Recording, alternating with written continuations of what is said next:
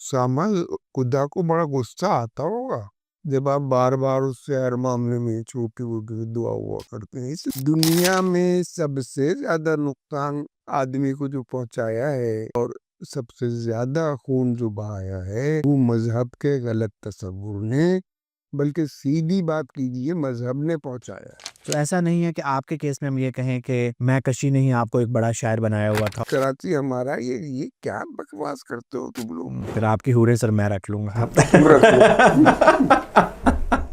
इत्तफाक अपनी जगह, खुशकिस्मती अपनी जगह, खुद बनाता है जहाँ में आदमी अपनी जगह। सिर्फ उसके होंठ कागज़ पर बना देता हूँ मैं, सिर्फ उसके होंठ कागज़ पर बना देता हूँ मैं। खुद बना लेती है होंठों पे हंसी अपनी जगह, खुद बना लेती है होंठों पे हंसी अपनी जगह। कह तो सकता हूँ मगर मजबूर कर सकता नहीं, इख्तियार अपनी जगह है, बेबसी अपनी जगह। आज हमारे साथ मौजूद हैं मशहूर शायर, दानिश्वर, सहाफ़ी और एक वो आदमी जिनकी माशरे की नब्ज़ पर हाथ मौजूद है, जनाब अनवर शऊर साहब। अस्सलाम वालेकुम सर। सर, ख़ुद बनाता है जहाँ में आदमी अपनी जगह, ये बात बड़ी इंपॉर्टेंट है। आप मुझसे बात करने में थोड़े रिलक्टेंट थे कि सोसाइटी के बिहेवियर और मेंटल हेल्थ पे हम बात कैसे करेंगे। ये मिसरा बड़ा इंपॉर्टेंट हो गया अब, चूँकि जब मैं मेंटल हेल्थ की प्रैक्टिस भी करता हूँ तो लोग आदमी साइंस और कोशिश को पीछे रखते हैं, दुआओं को, वजीफ़ों को, तावीज़ों को, जादू को। हमने तो सुना है आपका शहर का भी समंदर अब्दुल्ला शाह गाजी ने बचाया हुआ है। सो फिर ये आदमी और साइंस और कोशिश तो पीछे नहीं रह जाती। हाँ, ये हमारा रवैया जो है इंतहाई गैर इल्मी है और नाकाबिल रश्क है। हमें अपनी अक्ल पर, अपनी मालूमात पर, अपने तजर्बात पर ज़िंदगी इस्तवार करना चाहिए। और जहाँ तक दुआओं का मामला है, ये आपको सुकून तो पहुँचाती है ज़रूर, लेकिन किस्सा ये है कि खुदा है और उसने आपको बनाया है जिससे आप दुआ करते हैं।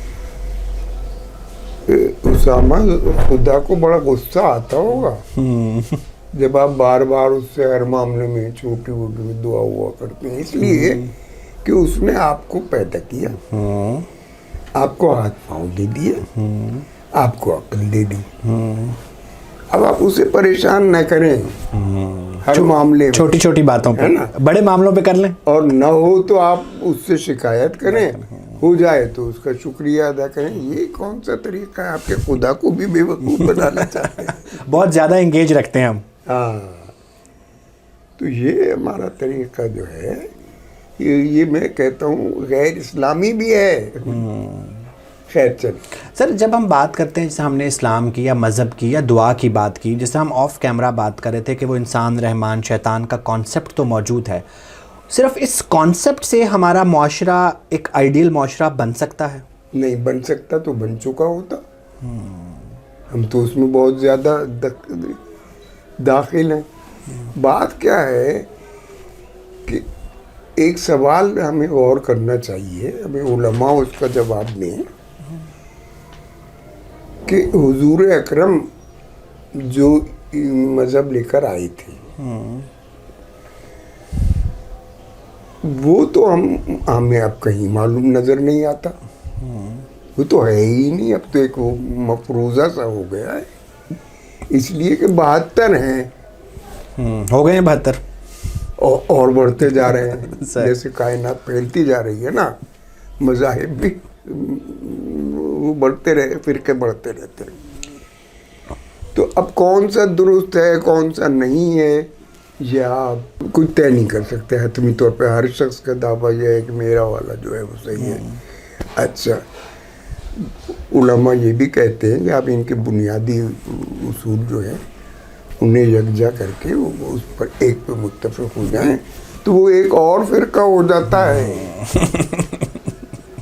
ये तो मज़हब को आप अब इबादत की हद तक ज़रूर रखें, लेकिन मज़हब ये नहीं कहता कि आप दुकानदारी जो कर रहे हैं उसमें भी आप उसमें اسی سے کام لینے کی کوشش کریں جس کام کے لیے وہ آیا ہے. اب وہ جو قرآن جو ہے وہ کیا کہتے ہیں اس میں کیا کیا نکالتے ہیں ہم لوگ, فال نکالتے ہیں والے, وہ فال وال نکالنے کے لیے نہیں آیا بلکہ پڑھ کر سمجھنے کے لیے آیا ہے. تو اسے اس طرح استعمال کریں. ہم لوگ مذہب کا بھی غلط استعمال کر رہے ہیں. سر میں آپ سے یہ سوال اس لیے بھی کر رہا ہوں کہ میرے کلینک میں بہت سارے ینگسٹرز آتے ہیں, بہت بچے بچیاں 16, 18, 20 سال کے, اور ان کی جو فرکشن ان کی پچھلی جنریشن پیرنٹس سے آ رہی ہوتی ہے اس میں بہت سی دفعہ مذہب انوالو ہوتا ہے, چونکہ والدین مذہب کو بچوں کو کنٹرول کرنے کے لیے بھی یوز کر رہے ہوتے ہیں.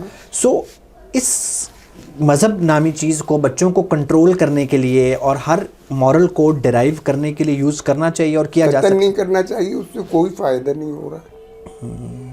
نماز روزہ وہ ضرور کر لیتے ہوں گے, نیکی اس وجہ سے نہیں کر رہے ہیں. وہ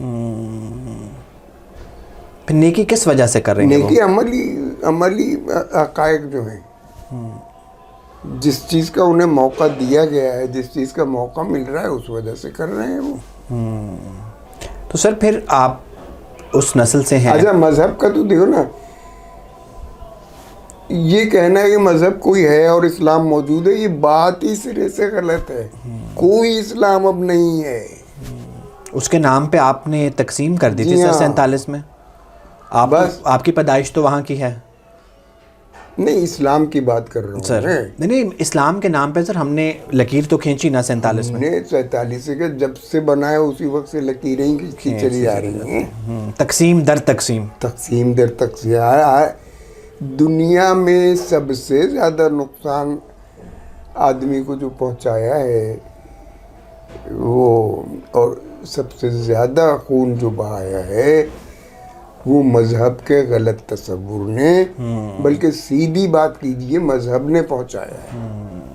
اور اب جو ہم جس زمانے میں زندہ ہیں اس پر ہمیں غور کرنا چاہیے. میں یہ نہیں کہہ رہا ہوں کہ آپ ضرور ایسا کریں, اور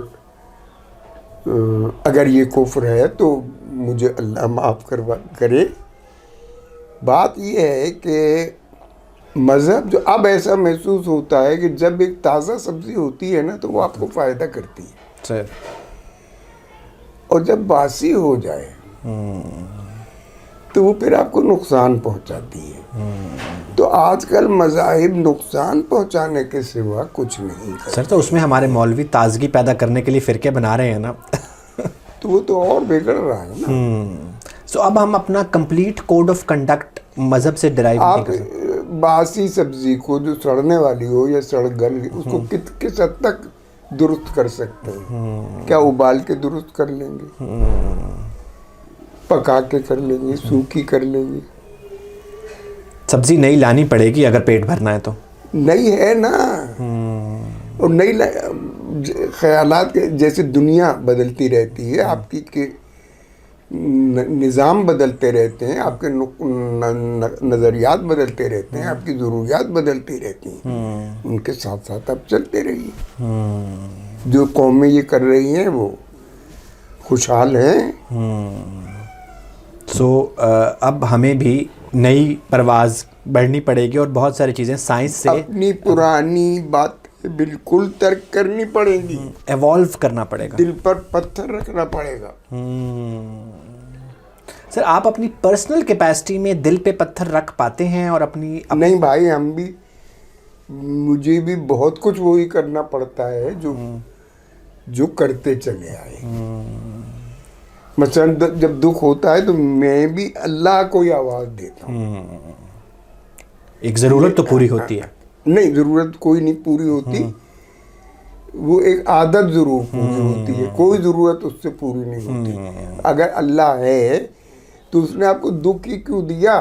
یعنی پھر کئی سوالات پیدا ہوتے ہیں, وہ چھوڑ ہی دے. ٹھیک ہے, وہ ہے نا اکبر الہ آبادی کا کہ مذہبی بحث میں نے کی ہی نہیں, فالتو عقل مجھ میں تھی ہی نہیں.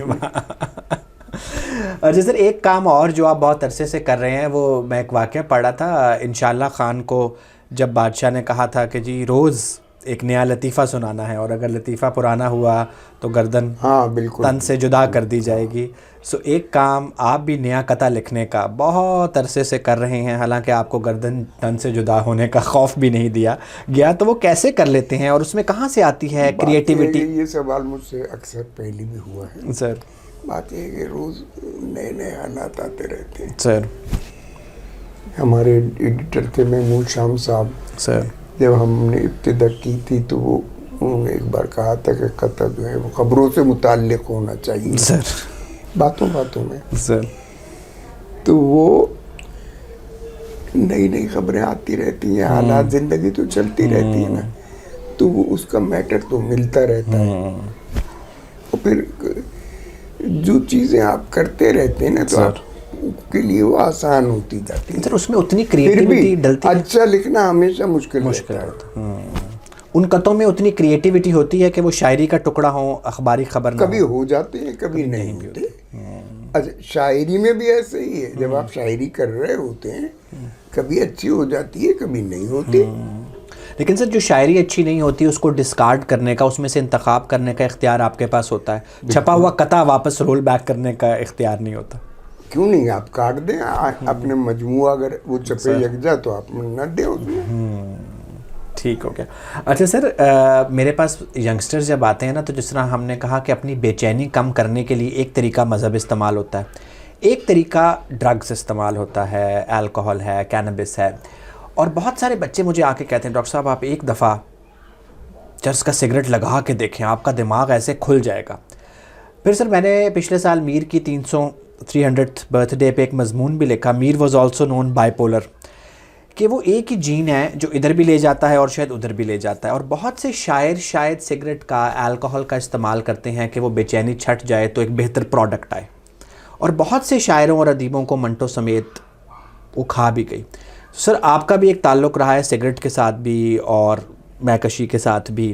سو جب تھا تب وہ آپ کے لیے چیزیں اور کلیئر کرتی تھی یا آپ کی پروڈکٹیوٹی کم کرتی تھی؟ اور 2016 کے بعد ہمیں پتہ ہے آپ نے چیزیں ترک کر دیں، وہ ابھی تک ترک ہیں، اور اس کے بعد کیا چینج آیا؟ دیکھیے جی، جہاں تک شاعری کا تعلق ہے، یہ جیسے ہر آدمی کی اپنی اپنی عادت ہوتی ہے، ہر لکھنے والے کی اپنی عادت ہوتی ہے. تو بعض لوگ جو ہیں وہ پینے کے بعد لکھنے کی طرف مائل ہوتے ہیں اور لکھ بھی لیتے ہیں. میں کبھی پینے کے بعد لکھنے کی طرف مائل نہیں ہوا. اوکے. میں نے کبھی لکھی بھی تو بعد میں مجھے پڑھنی پڑی، یعنی ایسی میں نہیں لکھ پایا جو میں لکھ سکتا. تو میری اپنی ذاتی عادت تو یہ ہے، مجھے تو ماحول میں دیکھا دیکھی اور شعراء کو دیکھتے ہوئے، جیسے ہمارے حضرت جان ایلیا، ان پہ بھی بات کریں گے سر، سبروی وغیرہ تھے، تو انہی لوگوں کے ساتھ شروع ہوا تھا تو وہ بڑھتا چلا گیا، وہ پھر وہ عادت ہو گئی تھی. اس کے سوا اور کچھ نہیں. باقی سب بہانے بازیاں ہیں کہ یہ کوئی کنیکشن بن جاتا ہے. اور اچھا وہ جو سکون کی بات آپ کر رہے ہیں سر، تو وہ سکون بھی ایک اپنا مفروضہ ہے. آپ کو مصروف رکھتا ہے نا نشہ، تو آپ کا کچھ وقت تفکرات سے ہٹ کر گزر جاتا ہے، بس کچھ بریک مل جاتا ہے. سکون تو نہیں ملتا، شارٹ ٹرم ہے نا سر. اور پھر وہ وہی اس سے زیادہ آپ پر بوجھ ہو جاتا ہے، ذہنی بوجھ. تو یہ سب بہانے ہیں. سر چھوڑنے کے بعد آپ کی زندگی میں کوئی فرق آیا یا شاعری میں؟ شروع میں بہت دقت ہوئی ہے. اوکے. کیونکہ 55 سال تو میں سگریٹ پیتا رہا، 55 سال. اور آپ نے اکٹھی دونوں چیزیں؟ جی ہاں، اکٹھی. تو کیوں یہ فیصلہ کیا؟ کیا وہ موڑ تھا؟ یہ بڑا انٹرسٹنگ ایک بات ہے. سگریٹ تو کھانسی کی وجہ ہاں، سے COPD بالکل ایسے. اور بعد میں وہ بھی چھوڑی. شروع میں بہت دقت ہوتی ہے، جب آپ کی اتنی پرانی عادت ہو جائے نا تو نہ آپ لکھنے میں دل لگے گا، نہ پڑھنے میں دل لگے گا. آپ نے ڈاکٹر سے ہیلپ لی؟ نہ سونے میں دل لگے گا. نہیں. اچھا. دوا کا استعمال نہیں کیا اور قوت ارادی سے کام لیا. اچھا، کھانے میں بھی دل نہیں لگے گا آپ کا شروع میں. تو شروع میں ایسا ہوتا رہا، 5 6 7 مہینے وہ برداشت کیا. چونکہ طے کر لیا تھا کہ اب کرنا ہی نہیں ہے، تو یہ بھی ہوا کہ جی طبیعت خراب ہو رہی ہے. یہ سب ذہنی دھوکے ہوتے ہیں. سر ہوتی بھی ہے طبیعت. عقل عیار ہے، 100 بیس بدل لیتی ہے. واہ عقل یار. وہ دکھاتی ہے کہ یہ کر لو. تو وہ سب کچھ ہوتا رہا، مگر میں نے طے کر لیا تھا، نہیں کیا. وہ وقت گزار لیا. اب سامنے بھی ہو رہا ہو تو کچھ نہیں ہوتا.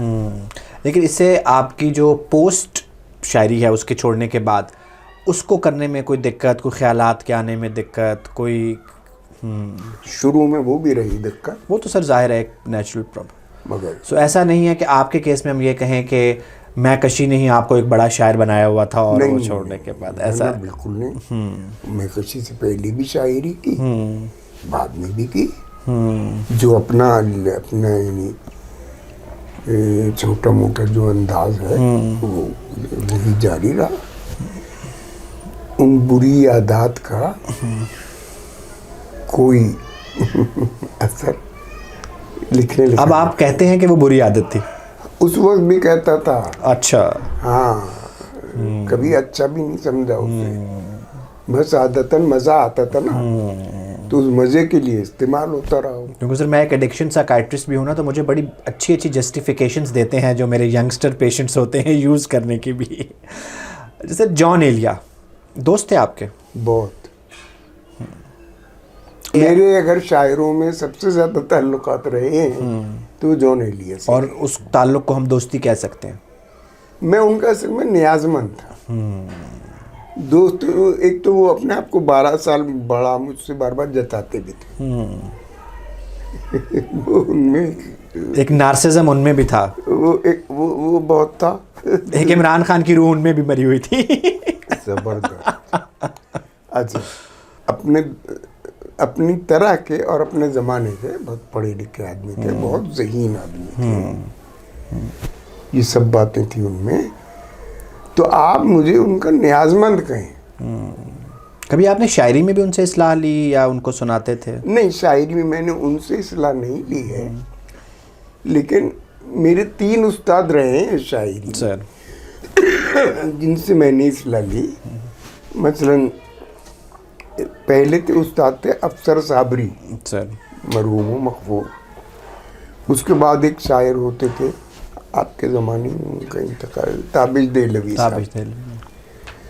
اور آخری میرے استاد تھے، 3 تھے نا، حضرت سراج الدین ظفر. ان پہ بھی سر بات کریں گے. تو یہ میرے 3 استاد تھے جنہیں میں نے کلام باقاعدہ اصلاح کے لیے دیا. اصلاح کے لیے دیا. جو موسیقی میں گنڈا بند شاگرد ہوتے ہیں آپ ان کے فیض اٹھایا. سو جان ایلیا شاعری کی پہلے سے صلاحیت شاعری چیز سے پہلے سے بہت زود وہ کہنے والے تھے. جلدی خیر آپ سے ان کی شاعری کا لیول، معیار، تعداد کم ہوئی یا وہ چیزیں سنبھال کے بھی نہیں رکھی گئیں، لاپرواہ بھی ہو گئے؟ نہیں سنبھال کے تو سب جان صاحب نے لاپرواہ ہونے کے باوجود بہت اچھا. چوکنے آدمی تھے زندگی میں. ہاں، وہ جو ان کے مشاعروں کی کچھ ویڈیوز ابھی بھی یوٹیوب پہ ہیں، وہ زمانہ بھی بلا کی میں نوشی کا آ گیا ہوا تھا جو آ گیا. اوکے. وہ تو نگر بھی آتا ہے، صفاتی بھی ہیں. اور سر ان کی شاعری کا جو ایک ریوائول بھی ہوا ہے پچھلے 10-15 سال میں، اس کی وجہ وہ جو ایگزسٹینشیل ایشوز اٹھاتے ہیں وہ ہے یا واقعی وہ بڑی شاعری ہے؟ اس کے پیچھے کیا وجہ ہے؟ بہت ساری وجوہ ہوں گی. خود ان کا اپنا جیسے کہ ایکٹنگ جو ہے لوگوں پہ اثر ڈالتے ہوں. تو جان صاحب کر چکے تو باقاعدہ کردار ادا کیا ہے، میں داعش پر کیا ہے. اس کا بھی اثر ہے، ان کے واقعات کا بھی اثر ہے. ان کا نام عجیب ہونا، جان ایلیا، یہیں سے شروع ہو جاتا ہے. تو عجیب الخلقت ہونا ان کا تو یہیں سے تھا. یہ والی بات، یہ عجوب ان کی شاعری میں بھی آیا ہے. تو وہ ان کے مشہور ہونے کی کئی وجوہ ہیں جس میں ان کی شخصیت کا بھی پورا دخل ہے. اچھا، اب شاعری کا کیا معیار ہے یہ ابھی پتہ نہیں چلے گا. یہ ذرا سمجھ گرو کو بات پتہ 20 سال تو وہ نہیں، پھر بھی ابھی اس میں بہت نت لیتا ہے داس. یعنی کتاب आँख के नजदीक से नहीं पड़ता। जैसे कि आप नासिर काज़मी का है, आज भी आपको उतना ही लोची रहेगा, चाहे उतना सेकंड ना हो, मुनीर हो। आप जिस तरह आँख बंद करके कह सकते हैं, नहीं इन लोगों को फैज के बारे में आँख बंद करके कह सकते, इनके बारे में वो बात मैं भूल कही कह सकता ना, मैंने कभी इनकी जिंदगी में कही। आप उनको एक अजीम तरीन शायर का दर्जा न कभी भी नहीं, न्याजमंद होने के बावजूद भी नहीं दिया। बाकायदा तनकीद करता था मैं, तू भी सीधा आदमी है इस मामले। मैं चाहता था कि बेहतर ही बेहतर करे जो कुछ करे। पोटेंशियल था उनमें ना। तो वो मैं उन्हें बहुत इसी वजह से वो मुझसे नाराज थे, नाराज क्या बल्कि नफरत करने लगे थे, ओके। क्योंकि तनकीद तो बर्दाश्त ही नहीं थी। खान साहब थे ना। तनकीद बिल्कुल बर्दाश्त नहीं थी। ठीक है, अच्छा अच्छा अच्छा, हाँ, कंस्ट्रक्टिव तनकीद भी नहीं। तनकीद तो होनी नहीं चाहिए, ये मिजाज था। यहीं से तो हमारी जाहिदा से उनका वो हुआ। ये शक्ति जो थी वहाँ भी घर में भी तो होती होती है। तो शख्सियत के जब मसाइल होते हैं तो वो बहुत सारे, फिर एक स्पेक्ट्रम होता है प्रॉब्लम्स का जो आपकी ज़िंदगी में आता है। हाँ सर, फिर एक जो नया काम शुरू हुआ है अभी पिछले कुछ सालों से, वो सरकार जॉन एलिया वाला, कि उनके कुछ मुरीदैन, उनको एक सूफ़ी बुजुर्ग, और वो क्या जॉनिज्म वगैरह का इंडिया में मुझे उसकी तफसीलात नहीं मालूम, न दिलचस्पी है। तो वो वही एक बात है कि मिसाल के तौर पे उनकी बेटियों ने उनके खिलाफ लिखा, मज़ामीन मेरे सामने भी आए, मैंने नहीं पढ़े। मैं दिलचस्पी लेना ही नहीं चाहता इन चक्करों में। मुझे यानी उससे मुझे क्या फ़ायदा होगा, उनकी मैं कुछ बुराइयां मजीद भी पढ़ लूँ, फर्ज करूँ तो। और बाकी शायरी के लिए 20, 25, 30 साल और गुजरने देते हैं। अभी हम यकीन से नहीं कह सकते। सिराजुद्दीन ज़फ़र साहब, सर मेरा ये ख्याल था कि वो आपके दोस्त थे और आपकी उनसे मुलाकातें थी, लेकिन बहुत हाँ, अभी आपने बताया कि उस्ताद। सर उनके बारे में कुछ बताएं, उनके बारे में हम बहुत कम जानते हैं। सिराजुद्दीन, हाँ भाई, सिराजुद्दीन ज़फ़र एक ऐसे शायर थे जो कमाल की गज़ल कहते थे, बहुत पुख्ता गो कहना चाहिए, बहुत पुख्ता गो। किताब है उनकी, ग़िज़ालो गज़ल, एक किताब छपी थी उनकी ज़िंदगी में, मेरा ख्याल है वो भी अब नहीं है बाजार में कहीं। ये मौलवी फ़िरोज़ुद्दीन जो थे ना, फ़िरोज़ सज्ज वाले, सर ये उनके दामाद थे। ओके। और बंदर रोड पर एक ही दुकान थी फ़िरोज़ सज्ज की, बहुत बड़ी। उस दुकान के ज़फ़र साहब खुद मालिक थे, यानी वो उनकी नहीं थी मौलवी साहब की, बल्कि ये उनकी अपनी थी, बहुत बड़ी दुकान थी वो। अच्छा खासा यानी खुशहाल जिंदगी गुजारते थे। कभी फ़िज़ाइया में शायद पायलट भी रहे अपने ज़माने में। तो ज़फ़र साहब जो थे, उनके गज़ल में सिर्फ 2 मौज़ूआत थे, शराब और शबाब।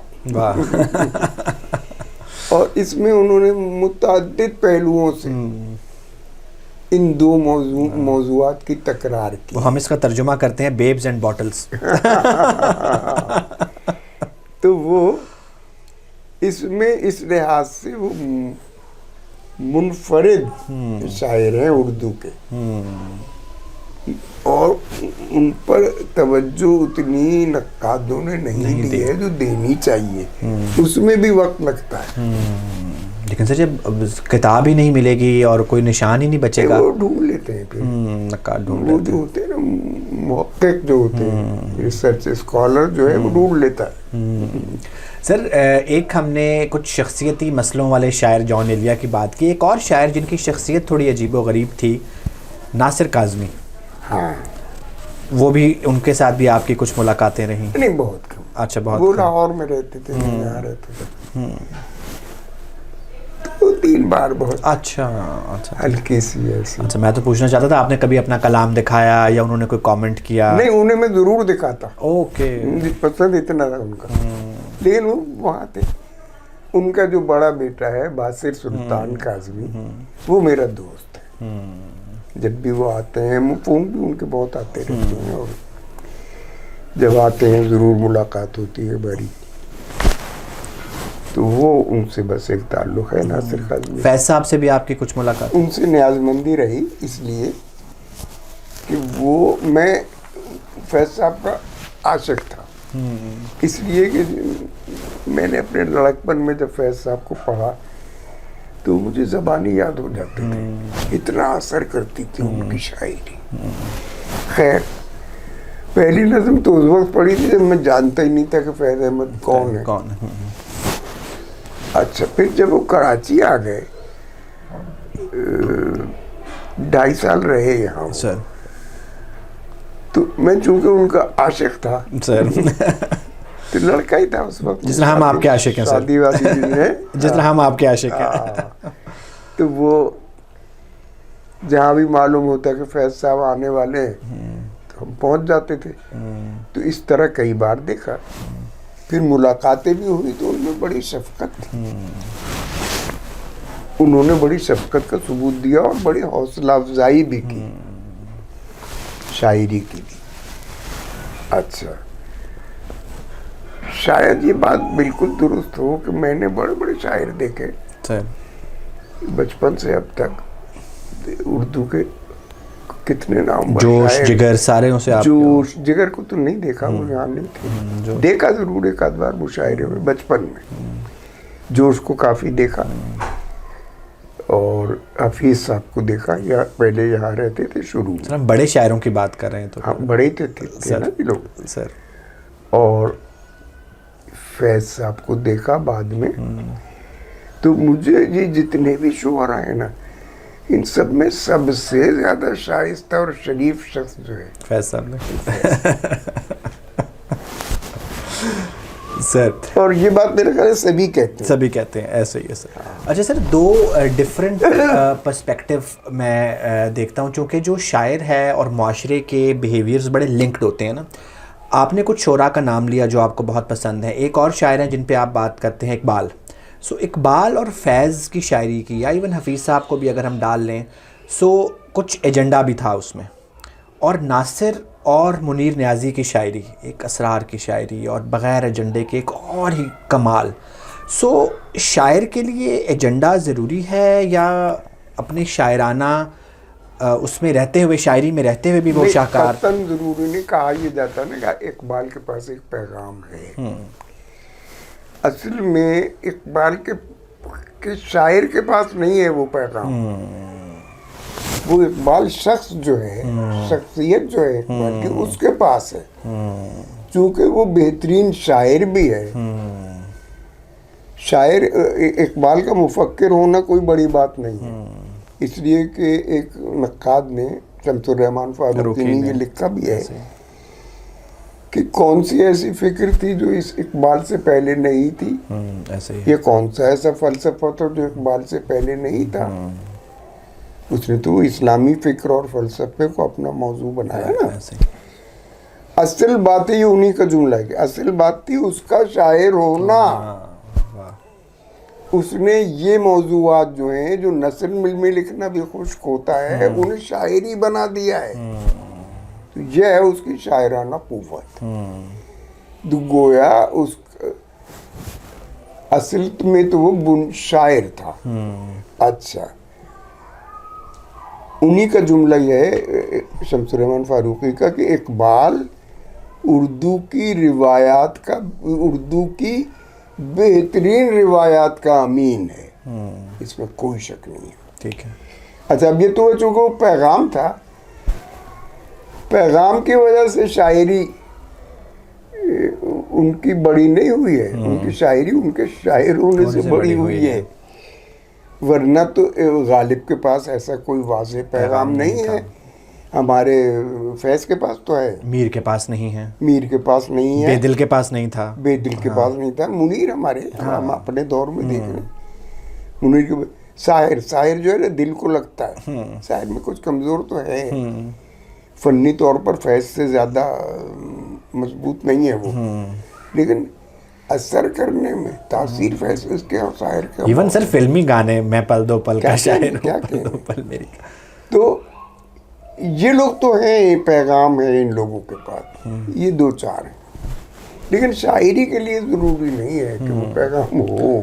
لیکن سر شاعر کو پیغام دینا اور اس اپنی شاعرانہ ٹیلنٹ کو استعمال کرنا کہیں اس شاعر کو کم نہیں کرتا یا معاشرے کہیں پہ بھی کم نہیں نیگیٹو کرتا، کہیں کم امپیکٹ؟ نہیں کرتا.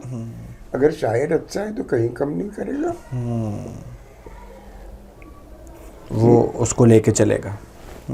سر تقسیم کے بعد کراچی کے شاعر اور لاہور کے شاعر، یہ ایک ادبی فضا میں دو یونراز ابھرے. سو ان میں کیا فرق تھا اور واقعی شاعر اپنے ارد گرد کے ماحول سے اتنا دیکھو انفلوئنس؟ اسامہ، فرق یہ ہے شاید، یہ سیاسی فرق ہے یا فنی فرق ہے؟ نہیں فرق دیکھو سر زبانی لسانی. زبان، اوکے. بات یہ ہے کہ ایک تو اردو میں اہل زبان کہلاتے ہیں، جن کو آپ کہنے کراچی سے جن کا زیادہ تعلق ہے، اور ایک ہے غیر اہل زبان جو پشاور میں رہتے ہیں، پنجاب میں رہتے ہیں. کوئٹہ میں رہتے ہیں.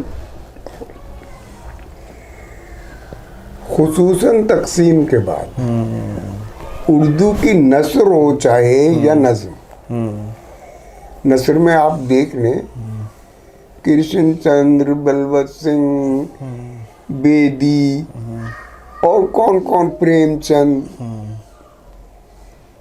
یعنی پریم چند تو خیر اہل زبان میں ہی آئیں گے، میں غیر اہل زبان کا ذکر کروں. منٹو ایون منٹو اچھا. اور شاعری میں تو اقبال آ گئے، فیض صاحب آ گئے، ایک دو نہیں، ایک لمبی فوج ہے. تقسیم کے بعد اردو ادب کو بڑھانے میں جو حصہ غیر اہل زبان نے لیا ہے وہ اہل زبان نے نہیں لیا. پھر بھی آپ ان لوگوں کو لک ڈاؤن اہل اپون زبان کرتے ہیں. روایت میں پڑے رہے، ہاں. انہوں نے ندرت اختیار کی. ایک تو خود بخود آئی چکے. ظاہر ہے ایک ایولیوشن ہی تھا نا، جس طرح ہماری جین پولنگ ہوتی تو ہے. یہ غیر اہل زبان شعرا جو ہیں، اردو اس وقت جو آپ کو زندہ وندہ نظر، زندہ بھی پنجابیوں کی وجہ سے ایسے ہی ہے پاکستان میں، بالکل ایسے ہی. تو وہ یہ غیر اہل زبان کا کارنامہ ہے، اور زیادہ تر اس میں حصہ ہے پنجاب کا. لیکن لاہور والے بھی، وہ مثلا سرحد کے بھی شامل ہیں. فراز جو تھے وہ ادھر سے تھے، بالکل ایسے ہی. اور خاطر غزنوی پشاور کے تھے، رضا میں وہ بہت سارے تھے. تو لیکن غیر اہل زبان میں زیادہ حصہ پنجابیوں کا ہے. سر لیکن آپ لوگ پھر بھی، آپ لوگ سے میری مراد ہے کراچی والے، تھوڑا لک ڈاؤن اپون نہیں کرتے کہ یہ تو پنجابی ہیں یا ان کی زبان میں؟ میں تو نہیں کرتا سر. یہ دونوں کرتے ہیں، یہ فطری بات ہوتی ہے. ہاں وہ تو ایک کمپیریزن ہوتا ہے، فطری ہوتا ہے. میں نے کبھی نہیں کیا. اور آپ کو پنجاب کے مشاعروں میں بھی ظاہر ہے اتنے ہی اہتمام سے بلایا جاتا ہے اور ہم سنتے ہیں. سر اچھا سر، مقامی زبانیں اور مقامی حالات جو جہاں آپ کراچی جیسے شہر میں بیٹھے ہیں، اندرون سندھ میں کیا ہو رہا ہے یا اس کی زبانوں میں کیا لکھا جا رہا ہے، بڑے شہر میں رہنے والے شاعر کا ان سے کنیکٹڈ ہونا ضروری ہے؟ اچھا ہے معلوم. دیکھیے جی، لکھنے والے کو باخبر تو ہونا چاہیے، چاہے وہ نثر لکھ رہا ہو یا نہیں ہے تو وہ اس کی اپنی کمزوری ہے. یہ اسے باخبر ہونا چاہیے. اور لیکن جس طرح ہو، مثلا یہاں کے ہم لوگ سندھ میں رہتے ہیں نا، ہمیں سندھی آنی چاہیے، ہمیں سندھی نہیں آتی تو یہ ہماری کمزوری ہے. اچھا ایک اور بات غور کیجیے گا، یہ جو ہمارے مہاجر بھائی ہیں، مہاجر کو قومی موومنٹ بنا کے کھڑے ہو گئے کہ جی کراچی ہمارا ہے. بھئی کراچی تمہارا کیسے ہے؟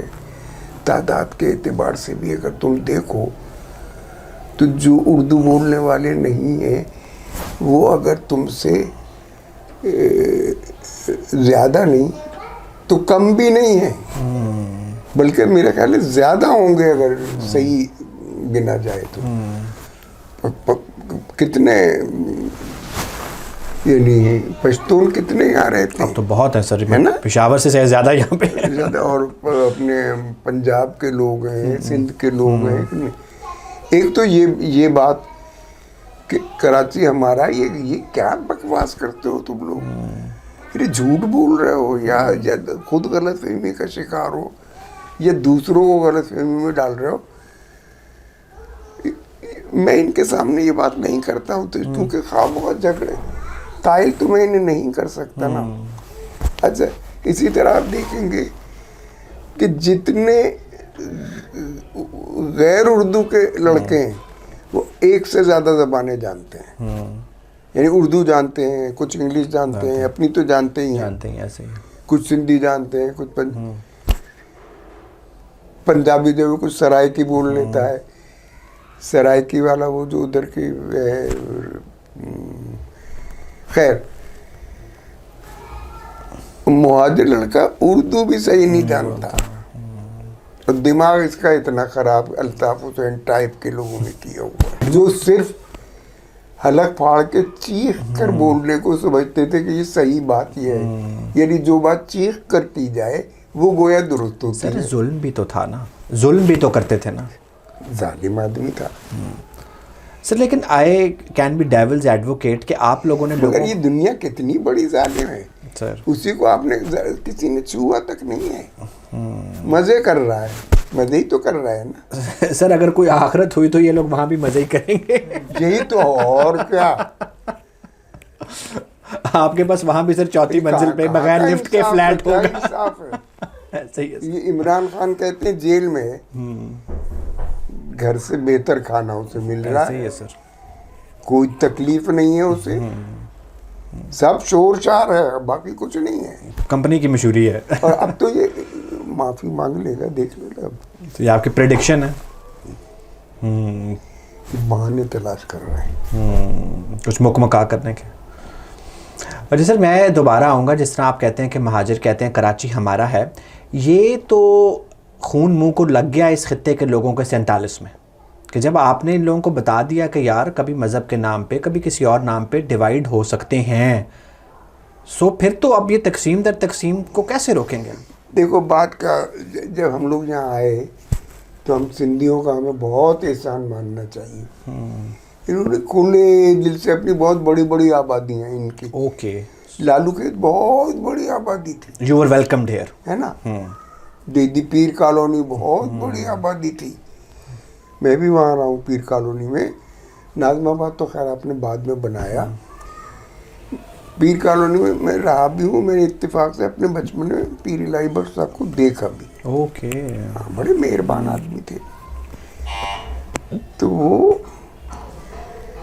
ان لوگوں کا ہم پر بڑا احسان ہے. اگر وہ یہ کہتے ہیں کہ جی یہ آپ کا کی زمین نہیں ہے تو بالکل ٹھیک کہتے ہیں, اس میں کیا غلط بات ہے. اچھا اسی طرح وہ وہاں جب مسلمانوں سے کہتا ہے ہندو کہ تم نے پاکستان بنا لیا تو اب جاؤ یہاں سے, تو وہ کیا غلط کہتا ہے. سر ادھر والے کی بھی زمین اپنی نہیں ہے, وہ بھی کہتا ہے کہ جاؤ, تو پھر کہاں جائیں؟ اچھا نہیں, اب یہ کہاں جائیں وہاں جائیں نہیں, آپ کی غلط. دیکھو اقبال کا ایک شعر ہے کہ فطرت افراد سے اغماض برت لیتی ہے. واہ واہ. افراد سے, ایک آدمی سے, دو آدمی سے کوئی غلطی ہو جائے تو معاف کر دیتی ہے. فطرت افراد سے اغماض برت لیتی ہے, نہیں کرتی کبھی ملت کے گناہوں کو معاف. واہ واہ. ملت یعنی قوم نے جو گناہ کیا ہو واہ واہ. اس کی تو آپ کو سزا ملے گی. 47 میں آپ کاٹے گئے, 71 میں کاٹے گئے, اور اب کاٹے ہی چلے جا رہے ہیں. آپ کی اس کو پوری سزا ملے گی. اور پینے کو پانی بھی نہیں مل رہا. پینے کو پانی ملے گی. آخری کچھ سوال, آپ کا بہت میں نے ٹائم لیا. ظفر اقبال نے اپنی شاعری میں پنجاب کی ایک سینسیبلٹی کو انجیکٹ بھی کیا, ڈالا بھی, اور اس کو برتا بھی. اس کو کس نظر سے آپ دیکھتے ہیں, وہ جو شاعری میں ایک تجربہ ہے؟ دیکھیے جناب, وہ میرے بڑے مہربان ہیں سر, میری تعریف بھی کرتے ہیں سر. میں ان سے قطعاً ناخوش بھی نہیں ہوں, چونکہ آدمی بھی بہت اچھے ہیں. سر تجربہ تخلیق بھی بننا چاہیے, تو شاید تخلیق نہیں بن سکا, وہ تجربہ ہی ہے. جو کچھ بھی انہوں نے کیا ہے یا کر رہے ہیں آج تک بھی, یعنی کل تک کا جو مصرع ان کا ہے وہ میں نے پڑھا بھی, وہ اس تجربے سے اوپر نہیں اٹھ سکے. اچھا اب چونکہ لکھا بہت کچھ ہے تو اس میں سے انتخاب نکل آئے گا. انتخاب ضرور ایسا نکل آئے گا جو ان کی ایک بہت اچھا ہم کہہ سکیں کہ بھئی یہ ان کا مجموعہ ہے. لیکن وہ جو آپ کہہ رہے ہیں نا وہ اسے بنا نہیں سکے. نہیں بن سکتا. یعنی ایسا نہیں ہے کہ 15 آدمی تقلید کر رہے ہوں. کہاں کر رہے ہیں؟ ایک نئی سمت کا انتخاب نہیں ہوا جو نئی صرف تو کی نہیں انہوں نے, وہ تو اسی میں لگے ہوئے نا. غزل ان کا جو صنف ہے سر ایسے ہی ہے. اور جو غزل کی حیات ہے وہی وہ کیے جا رہے ہیں. تو یہ ہے سلسلہ. سر آپ کی شاعری میں میں کہتا ہوں کہ اسے ناکام کہنا چاہیے. پھر اگر تجربہ تخلیق نہیں بن پاتا ناکام تو تجربہ ہے. اور سر اس کو بھی ٹائم ٹیسٹنگ نہیں بتائے گی یا ابھی ہمیں پتہ ہے کہ یہ ناکام؟ اندازہ ابھی سے ہو رہا ہے. وقت کے بلڈوزر کے ہاتھوں نہیں بچے گا یہ. سر آپ کی سنجیدہ شاعری میں جو ایک شوخی ہے وہ آپ کی طبیعت کا حصہ ہے یا آپ کا بھی وہ تجربہ ہے اور آپ نے ایک نئی سمت؟ نہیں, طبیعت ہی کا حصہ ہوتی ہے. جو کچھ بھی شاعری میں جو کچھ ہوتا ہے نا طبیعت کا حصہ ہوتا ہے. کبھی آپ اپنے آپ کو ایک انڈیپینڈنٹ شاعر کے طور پہ پڑھتے بھی ہیں کہ انور شعور اپنی ہی کتاب ایک ناقد کے طور بھائی پہ میں جب بھی پڑھتا ہوں مجھے اتنی غلطیاں نظر آتی ہیں. میرا دل چاہتا ہے کہ اس سے بھی بہتر ہو, اس سے بھی بہتر. لیکن سر آپ کو دوسری سنجیدہ شاعری سے پڑھنا چھوڑ دیا. فرق اپنی وہ شوخی نظر آپ کو بھی آتی ہے اپنی غزلوں میں؟ ہاں آتی ہے. اور وہ لگتا ہے کہ آپ کا ایک سیپریٹ سگنیچر سٹائل ہے؟ نہیں, یہ مجھے اپنے بارے میں کچھ بھی نہیں کہہ سکتا. وہ پھر وہی وقت ڈیسائیڈ کرے گا. ہاں نہیں, مجھے اپنے بارے میں آدمی کو بڑی خوش فہمیاں بھی ہوتی ہیں تو وہ بلکہ میں نے تو طے ہی نہیں کیا اس سلسلے میں. سر 2 سوال آخری, تھوڑے کچھ ذاتی نوعیت کے, آپ چاہیں گے تو ہم نہیں بھی چلائیں گے. نہیں ایک سر میں نے جب آپ کے پاس آنا تھا اور میرا یہ خیال تھا کہ جس طرح ہم کچھ بہت بڑے شاعروں کو, مشہور شاعروں کو جانتے ہیں, فیض صاحب تھے یا اقبال تھے جو بہت آسودہ حال, جن کے بڑے بڑے گھر ابھی بھی ہیں. سو جب میں آپ کے فلیٹ پہ آیا 4تھی فلور پہ بغیر لفٹ کے, تو تھوڑی سی مجھے مایوسی ہوئی کہ ایک شاعر جس کی کتابیں بھی چھپی ہوئی ہیں, جو اتنا مشہور شاعر ہے, جو ایک اخبار میں روز قطع بھی لکھتا ہے, سو وہ بڑا گھر ڈیفنس میں ایکسپیکٹ کر رہا تھا, وہ نہیں بھائی, اس معاملے میں ہمیشہ پیچھے رہا ہوں. کمانا کبھی نہیں آیا, بس اس کا مختصر جواب. کتابیں لکھ کے, مشاعرے پڑھ کے کمانا کبھی نہیں آیا. اور جتنا آتا ہے نا اتنے ہی اخراجات ہیں. یہ ضرور ہے کہ تکلیف نہیں ہو پاتی, مجھے ادھار نہیں لینا پڑتا ہے. دال روٹی جو ہے وہ چل رہی ہے. آسودگی اور شاعری کے معیار کا کوئی تعلق ہے؟ نہیں, یہ تو وہ آپ کو کچھ اس میں قسمت کا بھی دخل ہوتا ہے. مثلا میں نہیں سمجھتا کہ فیض صاحب نے کمانے کے لیے کچھ کیا ہو, لیکن وہ حالات ان کے ساتھ ہے. پھر ایک بات میں اپنی ناکامی کی ایک وجہ اور ہو سکتی, میرے پاس کوئی ڈگری نہیں ہے. میں 5ویں جماعت سے بھاگ گیا تھا اسکول سے. اوکے, سب سے امپورٹنٹ بات تو سر سب سے آخر میں آئی ہے. تو یہ میں نے اپنے خود پڑھ کے مطالعہ, گھر سے بھی بھاگ گیا تھا. ابھی بھی آپ کے پاس 5ویں ہی کی ڈگری, بس 5ویں؟ وہ بھی اب نہیں ہے, پتہ نہیں کہاں وہ بھی. اور گھر سے بھی تو پوری زندگی کٹی ہوئی پتنگ کی طرح ہوا میں ڈولتے ہوئے گزر گئی, لیکن پڑھتا رہا. لائبریری کا شوق ضرور تھا. ڈگری تو نہیں ہے نا؟ نہیں ڈگری نہیں. تو وہ ڈگری نہ ہونے سے بھی تو زندگی میں کچھ, مثلا میرے ساتھی وائس چانسلر بھی رہے جو ہمارے ساتھی ہیں, اور آپ کی شاعری پہ ایم فل اور پی ایچ ڈی کے مقالے لکھے جاتے ہیں. ہوئے نا. سر یہ تو بڑا, تو سر پھر میرے پاس آج کل کئی ینگسٹرز بھی آتے ہیں, چونکہ ابھی ایک نیا وہ دور ہے اے آئی کا, اور کہتے ہیں جی کہ ڈگریز کی بہت ضرورت نہیں ہے, آپ کو ویب ڈیولپنگ آتی ہے. نہیں, وہ ضرور ہونی چاہیے, وہ غلط کہتے ہیں. میں اس پہ کوئی خوش نہیں ہوں, میں بہت پچھتاتا ہوں. ایک ہمارے عہد کا ایک بڑا شاعر بھی اتنی تمام شاعری اور شہرت کے باوجود بھی یہ کہتا ہے کہ اس کے پاس ڈگری ہونی چاہیے تھی. بالکل ہونی چاہیے تھی, وہ آپ کی زندگی میں کام آتی ہے. آپ کو نوکری اچھی مل سکتی ہے, آپ کو ویسے بھی عزت بڑھتی ہے اس سے. نوکری کا اور ڈگری کا عزت سے تعلق ہے. تو سر آخری سوال, معاش سے تعلق اور معاش کا آسودگی سے تعلق ہے, اور آسودگی ہی پھر ہوگی بھی تو آپ ایک منٹو کو شاید اسی غیر آسودگی نے پہنچایا. سر آپ کی عمر 80 سے تجاوز کر گئی. سو اس سفر کے اب آپ اس اینڈ پہ آ رہے ہیں، اس اینڈ کے بارے میں کیا سوچتے ہیں؟ کس اینڈ کے؟ یہاں سے شروع ہوئے تھے، یہاں ہیں. کچھ نہیں سوچتے، بس ٹھیک ہے جیسی گزر رہی ہے گزر رہی ہے. کچھ ایسا لگتا ہے کہ جو کرنا چاہیے تھا وہ نہیں کیا، چاہیے. سر ہیئر آفٹر کا خیال ایک شاعر کو آتا ہے تو وہ اپنی بے چینی کیسے کم کرتا ہے کہ وہاں کیا ہوگا، اور 80 کے بعد بڑھ جاتا ہے، 70 کے بعد بڑھ جاتا ہے؟ نہیں مجھے کچھ نہیں بڑا، میں دل لگا لیتا ہوں پڑھنے وڑھنے میں، بچوں میں، اس میں تفکرات پالنے کا شوق نہیں ہے. چاہے وہ دنیا کے متعلق ہوں چاہے آخرت کے متعلق. نہ آخرت کا تو ہے ہی نہیں، خیال ہی نہیں. وہ آخرت تو میں بالکل مفروضے سمجھتا ہوں جتنے بھی نظریات ہیں ہمارے سامنے. پھر آپ کی حوریں سر میں رکھ لوں گا. تم رکھ لو. صحیح ہے سر، بہت شکریہ سر. آخر میں کم از کم 2 غزلیں سنائیں گے آپ سر؟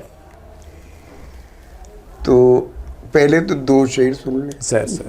2 غزلوں کے بجائے.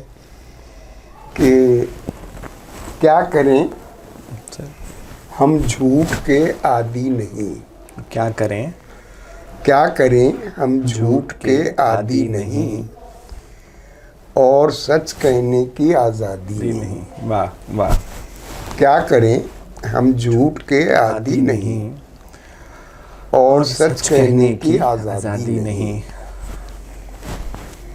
اس تعلق میں کہاں ممکن طلاق، واہ. اس تعلق میں کہاں ممکن طلاق، یہ محبت ہے کوئی شادی نہیں. واہ واہ واہ. یہ محبت ہے کوئی شادی نہیں. واہ. اچھا جی، ایک غزل کے کچھ شعر کے. یادوں کے باغ سے وہ ہرا پن نہیں گیا، واہ واہ واہ. یادوں کے باغ سے وہ ہرا پن نہیں گیا، ساون کے دن چلے گئے ساون نہیں گیا. واہ واہ واہ. یادوں کے باغ سے وہ ہرا پن نہیں گیا، ساون کے دن چلے گئے ساون نہیں گیا. آیا تھا اتفاق سے وہ دل میں ایک بار، واہ. آیا تھا اتفاق سے وہ دل میں ایک بار، پھر چھوڑ کر کبھی یہ نشے من نہیں گیا. واہ واہ واہ. پھر چھوڑ کر کبھی یہ، میں نے خوشی سے کی ہے یہ تنہائی اختیار، میں نے خوشی سے کی ہے یہ تنہائی اختیار، مجھ پر لگا کے وہ کوئی قدغن نہیں گیا. واہ واہ واہ. مجھ پر لگا کے وہ کوئی قدغن نہیں گیا. رکھا نہیں مصور فطرت میں منہ قلم،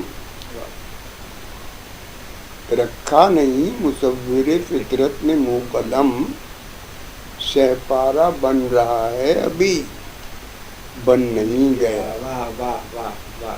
شہ پارا بن رہا ہے، یہ کائنات ابھی نہ تمام ہے شاید، کہ آ رہی ہے دمادم صدائے کن فیکون.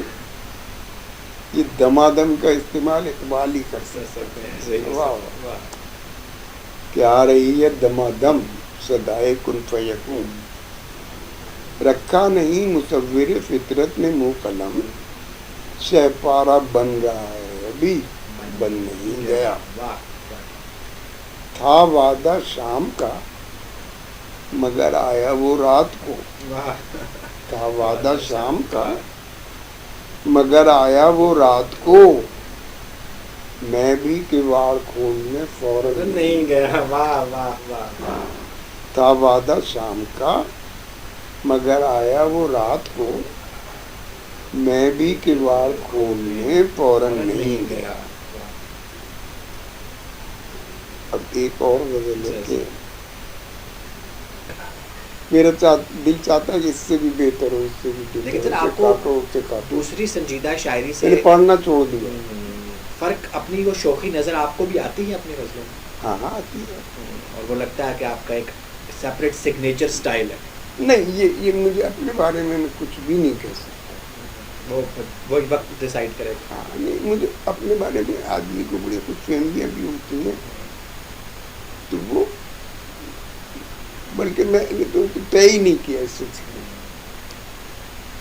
सिर्फ 2 सवाल आखिरी, थोड़े कुछ ज़ाती नौयत के, आप चाहेंगे तो हम नहीं भी चलाएंगे। नहीं, एक सर, मैंने जब आपके पास आना था और मेरा ये ख्याल था कि सर हम कुछ बहुत बड़े शायरों को, मशहूर शायरों को जानते हैं, फैज़ साहब थे या इकबाल थे, जो बहुत आसूदा हाल, जिनके बड़े बड़े घर अभी भी हैं।